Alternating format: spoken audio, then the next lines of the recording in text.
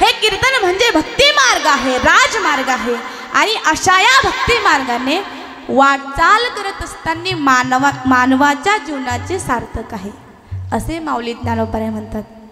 हे कीर्तन म्हणजे भक्ती मार्ग आहे, राजमार्ग आहे।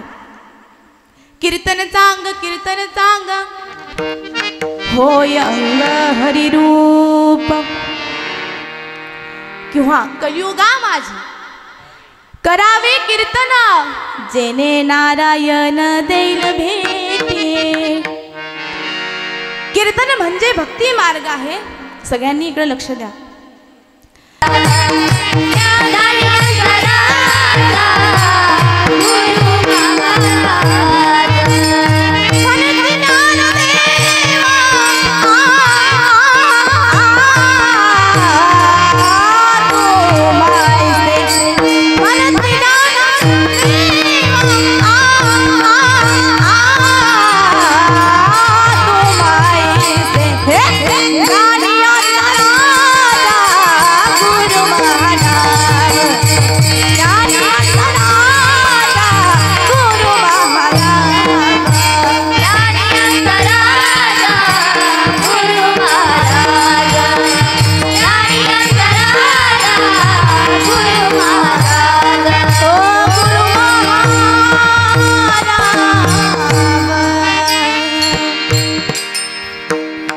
ज्ञानियांचा राजा गुरु महाराज म्हणती ज्ञानदेव तुम्हाई। जगाच्या पाठीवर अनेक संत होऊन गेले। निवृत्तीनाथ ज्ञानदेव महाराज, सोपान महाराज, जगद्गुरु तुकोबाराय अनेक संत होऊन गेले, पण दादा माऊली ही पदवी माझ्या फक्त ज्ञानोबारायांनाच मिळाली। ज्ञानोबराय ज्ञानी होते पण अनेक पैलू नटलेले होते। आता मी तुम्हाला ज्ञानी म्हणजे काय, ज्ञानोबराय ज्ञानी होते हे तुम्हाला मी सांगितलं। आता ज्ञानोबराय देव होते, त्याचंही वर्णन सुद्धा जगद्गुरु तुकोबाराय एका अभंगातून करतात। महाविष्णूचा अवतार महाविष्णूचा अवतार महाविष्णूचा महाविष्णूचा अवतार महाविष्णूचा अवतार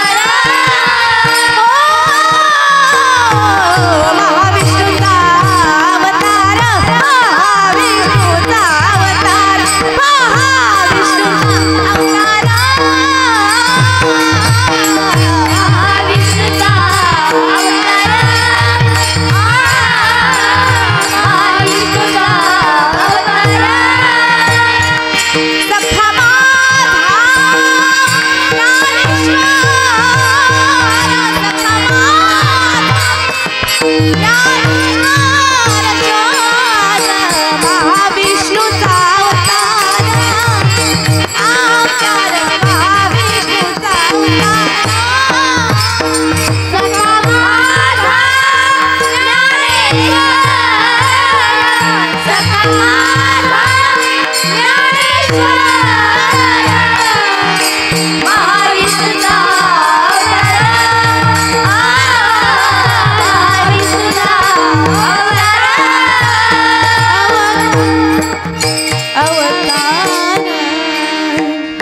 महाविष्णूचा अवतार सखा माझा ज्ञानेश्वर। ज्ञानोबराय ज्ञानी होते, देव सुद्धा होते। एवढंच नाही, ज्ञानोबराय वारकरी सुद्धा होते। माझ्या जीवीची आवडी पंढरपुरा नेईन गुडी। ज्ञानोबराय ज्ञानी होते, देव होते, वारकरी होते आणि श्रीमंत सुद्धा होते। ते कसे काय बरं? अहो, रावणाच्या लंकेमध्ये सोन्याची घरं होती, सोन्याची, पण आमच्या ज्ञानोबरायांच्या द्वारामध्ये साक्षात सोन्याचं पिंपळ होतं। तुम्ही पाहिलंय का? पाहिलंय का सोन्याचं पिंपळ? पाहिलं असतं तर एक पान सुद्धा ठेवलं नसतं झाडाचं। पण दादा त्याचं वर्णन जगद्गुरु तुकोबाराय करतात. काय वर्णन करतात? जयाची द्वारी सोन्याचा पिंपळ, अंगी ऐसे बळ रेडा बोल. जयाचे द्वारी सोन्याचा पिंपळ, अंगी ऐसे बळ रेडा बोले. ज्ञानोबा ज्ञानी होते, देव होते, वारकरी होते, श्रीमंत होते आणि योगी सुद्धा होते. तर ते कसे? एक वेळचा प्रसंग असा होता, ज्ञानोबारायांनी नामदेवरायांकडे मागणी मागितली, देवाकडे नामदेवरायाची, की देवा मला तीर्थयात्रा करण्यासाठी जायचं आहे, पण मी तुमच्याकडे नामदेवरायाची मागणी मागण्यासाठी आलो आहे. भगवान परमात्मा म्हणाले घेऊन जा. पण नामदेवराय म्हटले देवा आपलं काय ठरलं होतं की तुम्ही मला कुणाच्याच बरोबर पाठवणार नाही. पण भगवान परमात्मा म्हणतात अरे नामा तो माझाच अवतार आहे. अवतार पांडुरंग नाव ठेविले ज्ञानी. अरे नामा तो माझाच अवतार आहे, तू जा. ठीक आहे देवा तू सांगतो म्हणून मी जातो.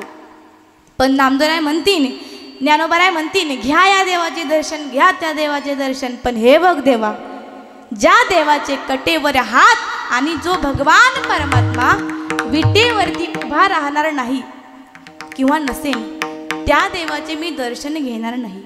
कटेवर हात नाही ज्या देवाचे, न घेत याचे दर्शन. हे बघ देवा मी कोणत्याच देवाचं दर्शन घेणार नाही. बरं ठीक आहे नामा, तू जा आणि तीर्थयात्रा करून ये. नामदेवरायाचा हात ज्ञानोबारायांच्या हातात दिला. ज्ञानाचा आणि भक्तीचा संगम झाला. कारण भक्ती वाचून ज्ञान पांगळं आणि ज्ञाना वाचून भक्ती आंधळी. एक आंधळा असतो आणि एक पांगळा असतो. आंधळालाही पंढरपूरची वारी करायची असते आणि पांगळाला सुद्धा पंढरपूरची वारी करायची असते. मग ह्या दोघांनी काय करायला पाहिजे हो? तुम्हाला झोपा चालल्यात का? ह्या दोघांनी काय करायला पाहिजे? एकी करायला पाहिजे. ह्या दोघांनी एकी केली. आंधळ्याने पांगळ्याला खांद्यावर घेतलं. आंधळ्याने सांगितलं की तू वरती बसून मला दिशा दाखव आणि मी चालतो. असं करून करून आपण पंढरपूरची वारी करून येऊ. आंधळ्याने पांगळ्याला खांद्यावर घेतलं. दोघेही पंढरपूरची वारी करून आले. म्हणून ज्ञाना वाचून भक्ती आंधळी आणि भक्ती वाचून ज्ञान पांगळं. नामदेवरायाचा हात ज्ञानोबारायांच्या हातात दिला. ज्ञानाचा आणि भक्तीचा संगम झाला आणि दोघेही तीर्थयात्रा करण्यासाठी चालून चालून दमले, तहानेने व्याकुळ झाले. पाणी पिण्यासाठी एका विहिरीवर गेले. त्यावेळेस ज्ञानोबाराय म्हटले हे बघा नामदेवराया, मी आहे योगी, तुम्ही आहात भक्त. मी जाईन आणि माझ्या योग साधनेने पाणी पिऊन येईन. तुमची विठ्ठल रुक्माई काय करीन? ज्ञानोबाराय गेले, पाणी पिले आणि नामदेवरायांना सुद्धा घेऊन आले. त्यावेळेस आमच्या नामदेवरायांनी ज्ञानोबारायांचं वर्णन केले. ज्ञानियांचा राजा गुरु महाराज, ज्ञानियांचा राजा गुरु महाराज,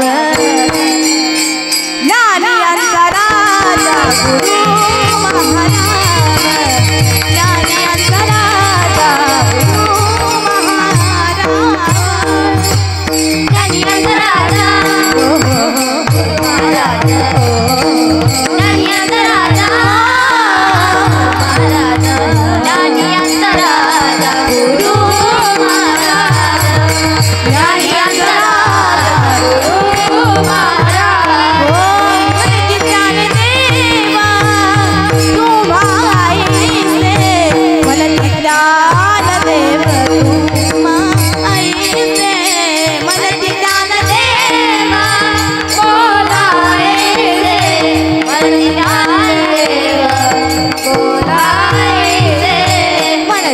ज्ञानदेव तुम्हा ऐसे, मनती ज्ञानदेव तुम्हा ऐसे, मनती ज्ञानदेव तुम्हा ऐसे.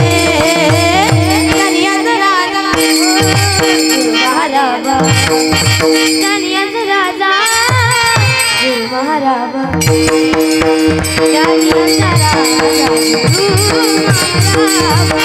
ज्ञानियांचा राजा गुरु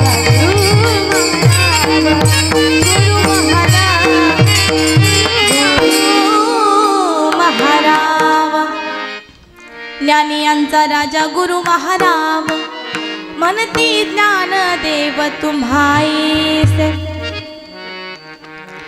ज्ञानोबा ज्ञानी होते, देव होते, वारकरी होते, श्रीमंत होते, योगी होते आणि बळीवंत सुद्धा होते. कर्तुमा कर्तुम अन्यथा कर्तुम या तीन गोष्टी माझ्या भगवान परमात्म्याकडे आहेत. दादा यात काही नवल नाही, पण या तीन गोष्टी ज्ञानोबारांकडे आहे. आणि ज्यांच्याकडे ह्या तीन गोष्टी असतात त्यांना समर्थनाकडून त्रिभुवनाकडून बळीवंत असे म्हणतात. समर्थ त्रिभुवनाकडून बळीवंत असे म्हणतात. आता आपण ज्ञानोबारांची कर्तुम शक्ती बघूया. कर्तुम, अकर्तुम आणि अन्यथा कर्तुम या तीन शक्त्या झाल्या की आपण कीर्तन संपवण्याच्या मार्गाने जाऊया. कर्तुम शक्ती म्हणजे काय तर ऐका, लक्ष देऊन सर्वांनी ऐका.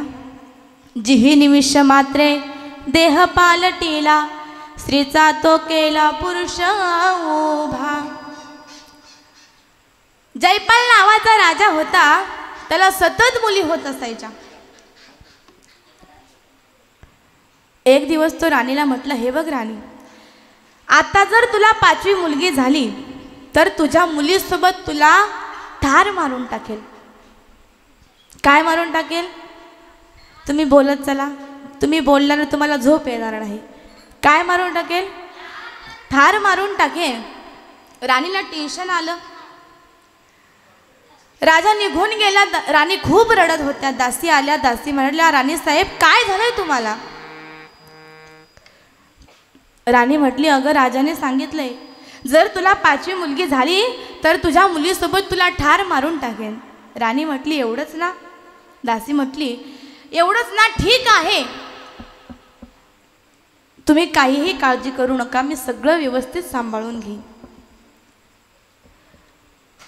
पण राजा हो, योगायोगाने राणीला 5वी मुलगीच झाली. काय झाली? मुलगा. काय झाली? मुलगी झाली. राणीला 5वी ही मुलगीच झाली. राणी खूप रडायला लागली. दासी पळत पळत राजवाड्यात गेली आणि राजाला सांगितलं की राजा साहेब, तुम्हाला मुलगा झाला आहे, पण ब्राह्मणाने सांगितले 20 वर्ष मुलाचं तोंड बघायचं नाही. काय बघायचं नाही? तोंड पाहायचं नाही. जर तुम्ही मुलाचं तोंड बघितलं तर मुलगा मरेल. राजा म्हटला, ठीक आहे, 20 वर्ष ना. हळूहळू तो मुलगी रूपी मुलगा मोठा होऊ लागला. त्या मुलीला मुलाचा पोशाख चढवला. ती मुलगी 20 वर्षाची पूर्ण झाली.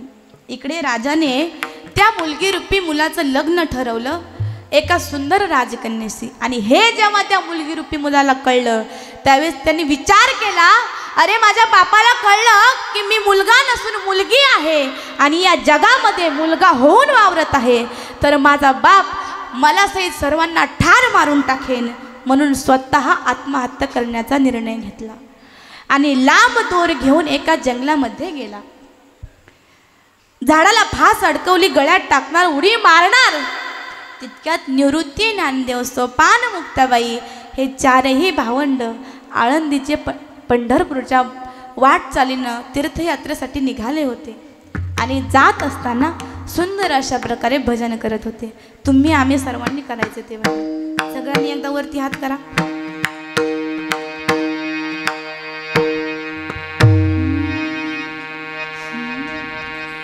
पांडुरंग श्रीरंग भजरे मना, भजरे मना, बातू भजरे मना. पांडुरंग श्रीरंग भजरे मना,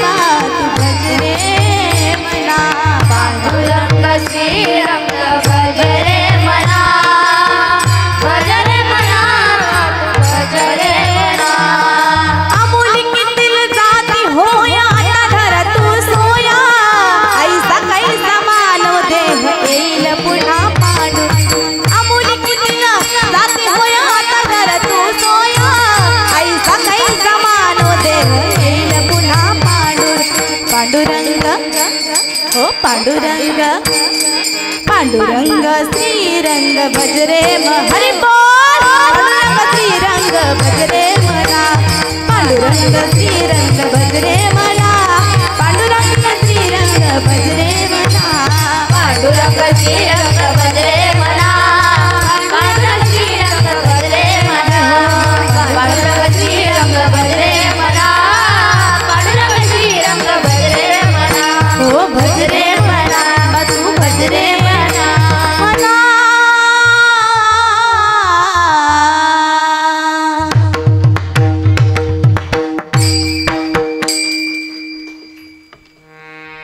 हे भजन त्या मुलगी रूपी मुलाच्या कानावर पडलं दादा आणि आत्महत्या करण्याचा निर्णय बदलला. गळ्यातलं दोर काढलं आणि ज्ञानोबरांच्या चरणावर पडलं आणि ढसा ढसा रडू लागला. ज्ञानोबराय म्हटले बाळा ए मुला का रडतोस उठ. त्यावेळेस तो रडत रडत मुलगी रूपी मुलगा म्हटला माऊली मी मुलगा नसून मुलगी आहे आणि या जगामध्ये मुलगा होऊन वावरत आहे. पण ज्ञानोबाराय म्हटले मुला माझा शब्द कधी खोटा ठरत नाही. तू मुलगाच आहे. कृपा दृष्टीने त्याच्याकडे बघितलं आणि त्या मुलगी रूपी मुलाचं साक्षात मुलगा झाला. जिही निमिष मात्रे देह पालटीला स्त्रीचा तो केला पुरुष उभा. हे ज्ञानोबारायांची कर्तुम शक्ती. आता आपण ज्ञानोबाराची अकर्तुम शक्ती बघूया. रेड्यामुखी वेद बोलविला गर्व दुजांचा हरविला.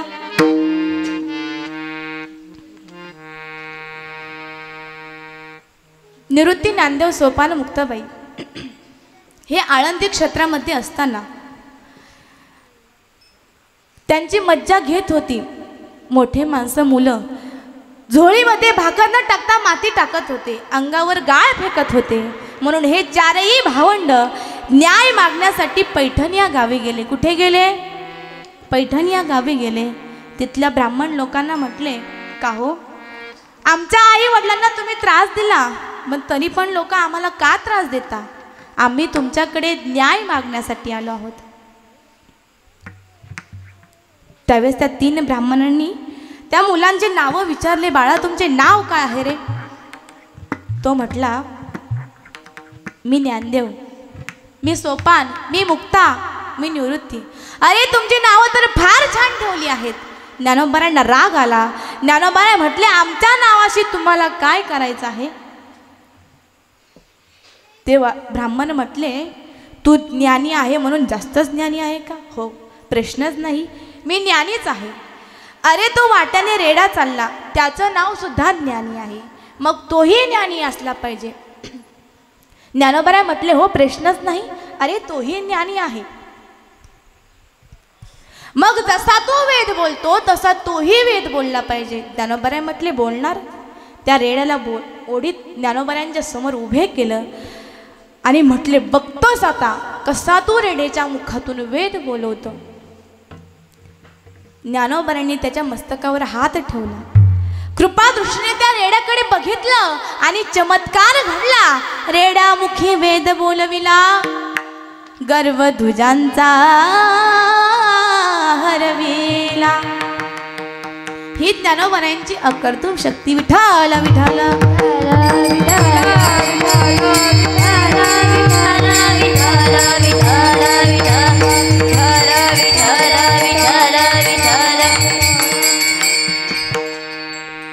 कर्तुम शक्ती बघितली, अकर्तुम शक्ती बघितली आणि आता राहिली फक्त अन्यथा कर्तुम शक्ती.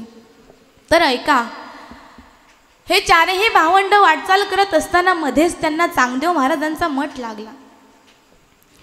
तिथे गेल्याच्या नंतर त्यांनी बघितलं की त्या ठिकाणी मेलेली सडलेली अनेक रोगांची माणसं त्या ठिकाणी पडलेली होती.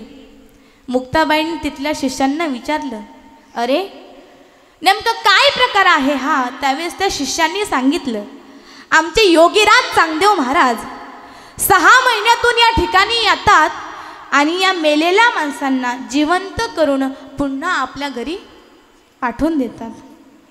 पण मुक्ताबाई म्हणते, ज्ञानदादा, अरे 6 महिन्यातून चांगदेव महाराज येणार, तोपर्यंत या माणसांचा आत्मा तडफड करणार, मला बघवत नाही बघ दादा, तूच काहीतरी कर. मग ज्ञानोबारायांनी एक संजीवनी मंत्र मुक्ताबाईच्या कानात सांगितला आणि तोच मंत्र मुक्ताबाईने एका मेलेल्या कुत्र्याच्या पिल्लाच्या कानात सांगितला आणि ते कुत्र त्या माणसांच्या अंगावर ओवाळून लांब फेकून दिलं. तर चमत्कार घडला. सगळीच्या सगळी माणसं उठून आपापल्या घरी निघून गेली. ते माणसं उठून गेली यात काही नवल नाही, पण ते कुत्र्याचं पिल्लू सुद्धा उठून गेलं. सगळेजण म्हटले, बाप रे बाप, अरे कोण ही मुलं, कुठून आले?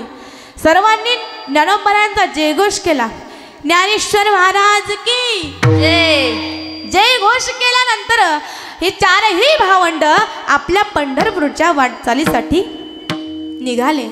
चांगदेव महाराज आले आणि विचारलं, का रे ह्या वर्षी कोणी मेलं नाही का? मेलं होतं महाराज. मग काय झालं?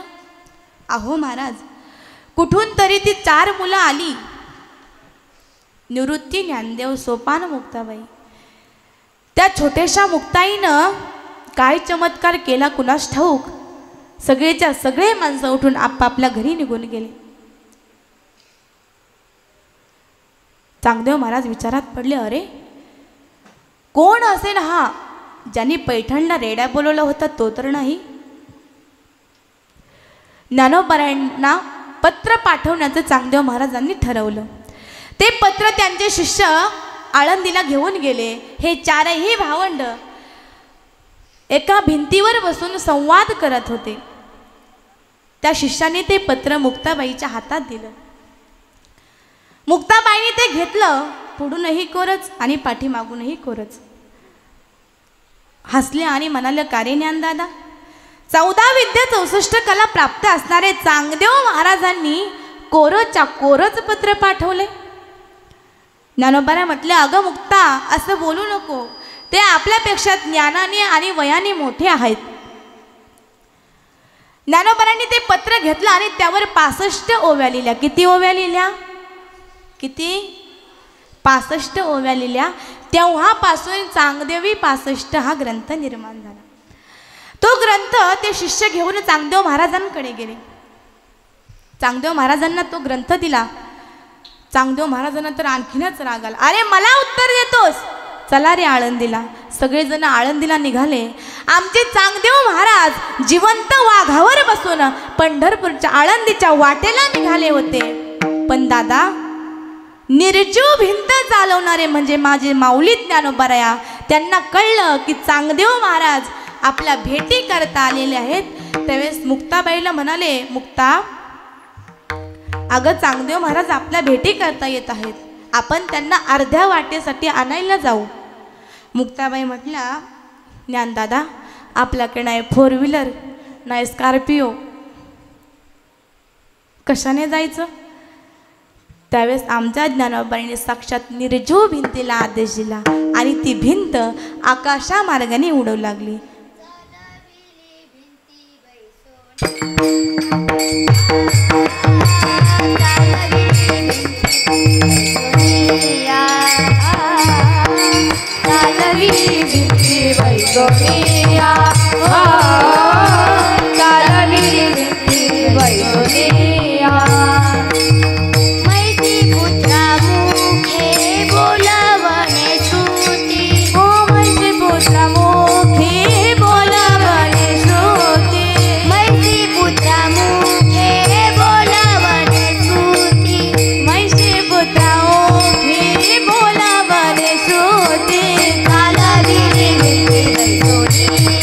Ah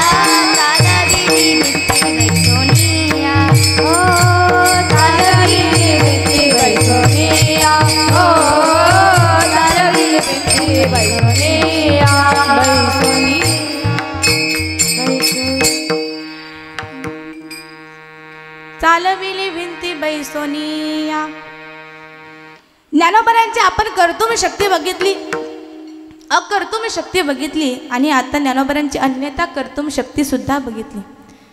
म्हणून ज्यांच्याकडे ह्या 3 शक्ती असतात त्यांना समर्थ त्रिभुवनाकडून बळीवंत सुद्धा असे म्हणतात.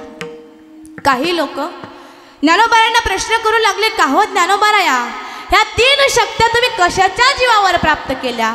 दान धर्म केलं, तीर्थयात्रा केली, नेमकं काय केलं? तर ज्ञानोबराय म्हणाले, यातलं मी काहीच केले नाही, त्याचं वर्णन मी फक्त एवढंच केलं, अभंगाचं प्रथम जर. रामकृष्ण नामी येती साजी, रामकृष्ण नामी येती साजी, रामकृष्ण नामी हे दोन्ही साजी, रामकृष्ण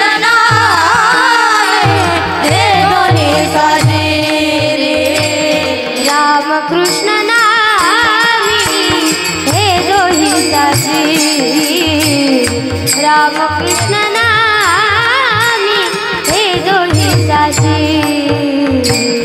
रामकृष्ण नामी हे दोन्ही साजी, रामकृष्ण नामी हे दोन्ही साजी. हृदयामध्ये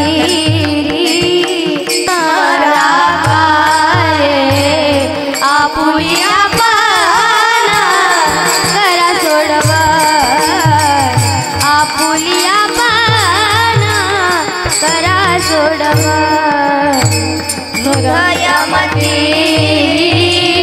स्मरा कारे, हृदयामध्ये स्मरा कारे, आपुलिया पाना करा सोडवा, आपुलिया करा सोडवा, करा सोडवा, करा सोडवा. रामकृष्ण नामे हे दोन्ही साजी, हृदय मंदिरी स्मराकारे. राम आणि कृष्ण ही दोन्हीही नामं सुलभ आहेत, साजिरी आहेत, गोजिरी आहेत. ज्ञानोबराय म्हटले, त्या नामाचं आम्ही स्मरण केलं, मग तुम्हीही करा. राम आणि कृष्ण हे पूर्ण अवतार आहेत. राम म्हटलं की तोंड उघडतं, म्हटलं की तोंड मिळतं. राम म्हटलं की आपल्या आतमधले पाप बाहेर पडतात आणि म्हटलं की बाहेर पडलेले पातक पुन्हा आतमध्ये येत नाही. वास्तविक पाहायला गेलं तर राम हे देहात आहे. ज्ञानोबराय वर्णन करतात, सर्वा घटी राम देहादेक, सूर्यप्रकाशक सहस रश्मी. राम हे कुटस्थ चैतन्य आहे आणि कृष्ण हे ब्रह्म चैतन्य आहे. कुटस्थ आणि ब्रह्म यांची एकी होण्यासाठी, जीव आणि शिव यांची सुद्धा एकी होण्यासाठी, देव आणि भक्त यांची भेट होण्यासाठी राम आणि कृष्ण या दोन्ही नामाचं स्मरण केलं तरच ते प्राप्त होतं. राम आणि कृष्ण या दोन्ही नामाचं नामस्मरण केलं तर आपण या संसार बंधनातून मुक्त होतो. संसार बंधनी तोडावे गी, आपुली आपण करा सोडवन. संसार बंधन, या संसार बंधनातून मुक्त होण्यासाठी राम आणि कृष्ण या दोन्ही नामाचं स्मरण केलं पाहिजे. कारण बंधन 2 प्रकारचे असतात, अन्यकृत बंधन आणि संस्कृत बंधन. गाय, म्हैस, शेळी यांना जे बांधलं जातं त्यांना अन्यकृत बंधन म्हणतात आणि आपण आपल्या पायावर कुऱ्हाडी मारून घेणे याला संस्कृत बंधन म्हणतात. जेवढा माशीला पंख हलवायला वेळ लागतो ना तेवढा जीव जायला सुद्धा लागत नाही. म्हणून संसार बंधनी तोडावे गे. कृष्ण आणि राम आणि कृष्ण या दोन्ही नामाचं स्मरण करा, संसार बंधनातून मुक्त व्हा आणि त्या श्रीमूर्ती रायाला आपल्या हृदयामध्ये जिव्हाळा निर्माण करा. त्याचं वर्णन माऊली ज्ञानोबा अभंगाच्या शेवटच्या चरणात.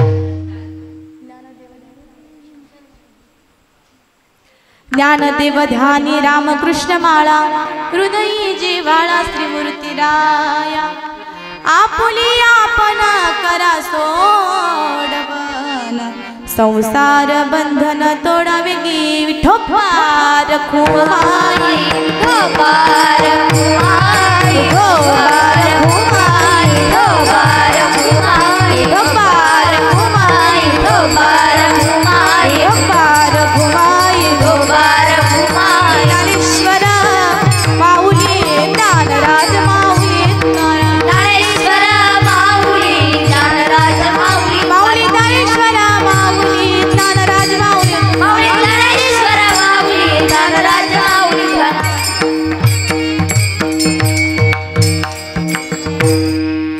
या ठिकाणी मी जसं मला माऊली ज्ञानोबरांनी सद्बुद्धी दिली तशा पद्धतीने मला बोलण्याचा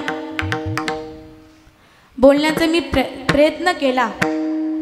आणि विशेष म्हणजे सर्वांचं या ठिकाणी वर्णन करायचं राहिलं, माझ्या कीर्तनासाठी उत्कृष्ट अशा प्रकारे मला मृदुंगाची साथ ज्यांनी केली अशा असणाऱ्या आपल्या भाविका ताई, अगदी संस्थेच्या लाडक्या विद्यार्थिनी,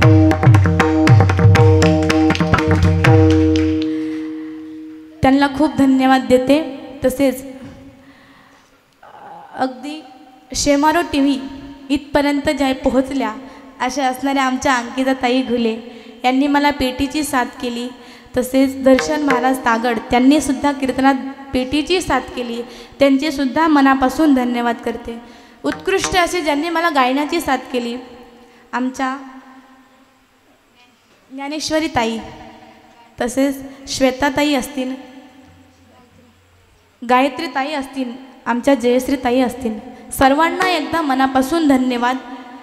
विनेकरी तसेच सुंदर अशा प्रकारे साऊंड सिस्टीम सगळ्यांसाठी एकदा जोरदार टाळ्या वाजवा। आणि तुम्ही